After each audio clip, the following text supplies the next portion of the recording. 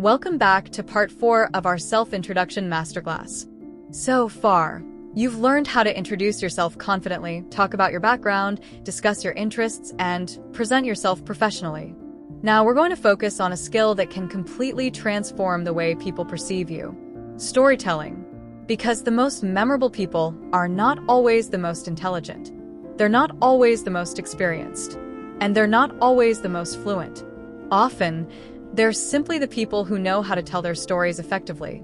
Think about the conversations you remember, the people who inspired you, the speakers who captured your attention, the friends whose stories stayed in your mind long after the conversation ended. What made them memorable? Stories. Human beings naturally connect through stories. Facts inform. Stories connect. Facts explain. Stories inspire. Facts tell people what happened. Stories help people feel what happened. And today, you're going to learn how to talk about your experiences, achievements, challenges, lessons, and dreams in a way that sounds natural, engaging, and authentic. Let's begin with a simple truth. You already have stories. Many learners think, "My life isn't interesting. I don't have any special experiences. I don't know what to talk about." That's rarely true. Every person has experiences worth sharing. Your first job, your education, a difficult challenge, a major decision, a memorable trip, an important lesson, a personal achievement, a mistake that taught you something valuable. These are all stories. The key is learning how to tell them. Let's start with a simple storytelling structure. One of the easiest methods is situation, challenge, action, result. Imagine someone asks, "Tell me about a challenge you faced." Instead of saying, "University was difficult," you could say, "When I started university, I struggled to balance my studies and part-time work. At first, I felt overwhelmed, but I created a schedule and improved my time management skills. By the end of the year, my grades improved significantly, and I became much more organized." Now you have a story. Simple, clear, effective. Let's explore another common question. What achievement are you most proud of? Many learners answer too briefly. For example, "I graduated from university." That's good, but let's make it stronger. You could say, "One achievement I'm particularly proud of is completing my university degree. There were times when balancing academic responsibilities and personal commitments felt challenging, but I stayed focused on my goal. The experience taught me discipline, resilience, and the value of persistence." Notice something important. The achievement becomes more meaningful because of the journey. People connect with effort, not just results. Now, let's talk about describing turning points in your life. A turning point is a moment that changed something important. For example, a new job, moving to a new city, learning English, starting a business, meeting an important mentor. A turning point story might sound like this. A few years ago, I attended an international conference. During the event, I met professionals from different countries and realized how important English communication was. That experience motivated me to take my English studies much more seriously. This type of story creates emotional impact. Why? Because it explains not only what happened, but why it mattered. Now, let's discuss challenges. Many people avoid discussing difficulties because they think challenges make them look weak. Actually, challenges often make you more relatable. Everyone faces difficulties. What matters is how you respond. Imagine someone asks, "What's one difficult experience that helped you grow?" You might say, "When I started my first job, I lacked confidence during meetings. I was afraid of making mistakes, so I rarely share my ideas. Over time, I challenged myself to participate more actively. Eventually, I became much more confident and learned that mistakes are part of growth." This story shows development, and development is inspiring. Now, let's discuss describing your personality through stories. Many learners say, "I'm hardworking. I'm responsible. I'm determined."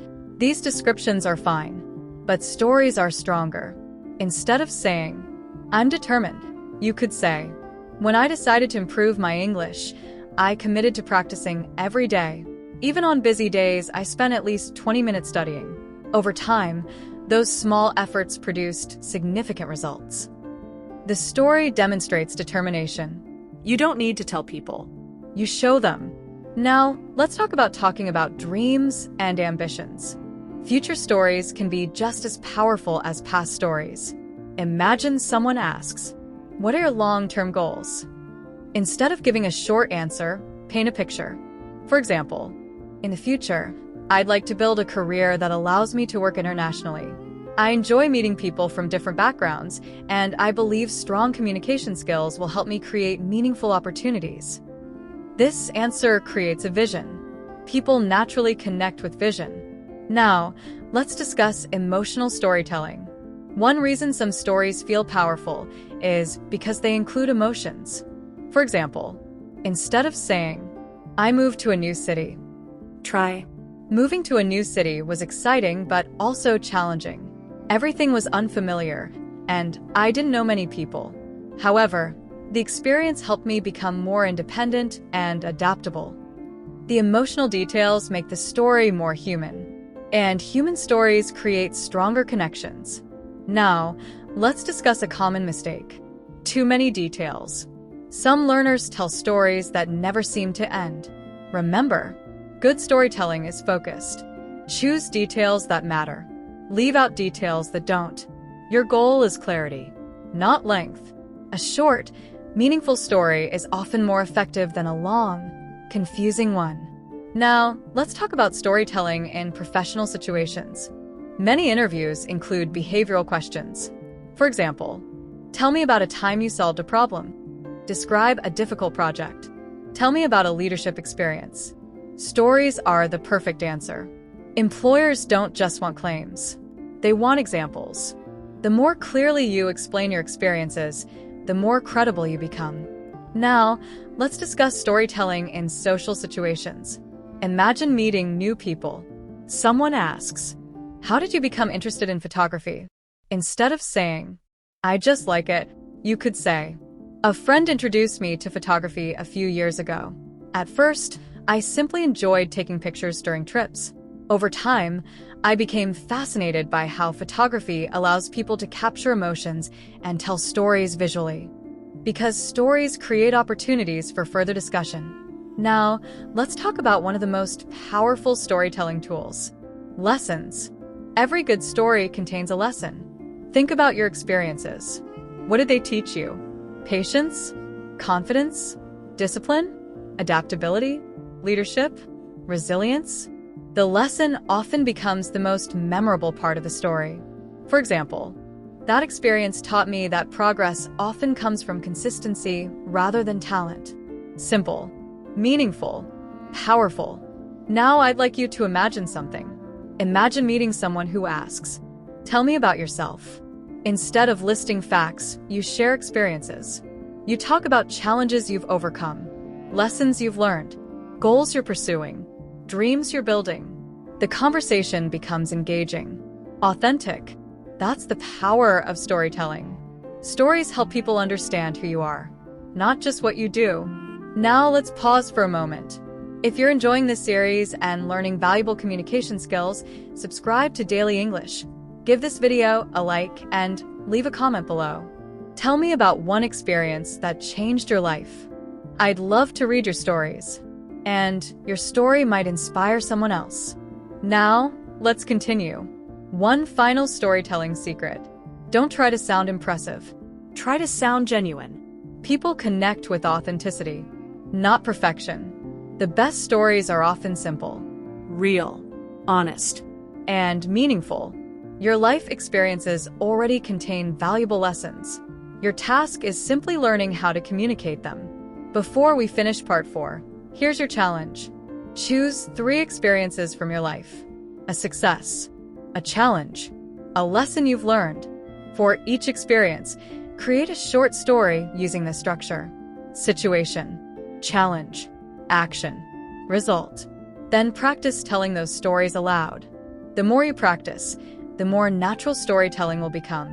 And the more natural storytelling becomes, the stronger your communication skills will be. In part 5, our final chapter, We're going to bring everything together and learn how to create a powerful personal brand. Introduce yourself with confidence in any situation and become a memorable English speaker who leaves a lasting positive impression. I'll see you in part 5.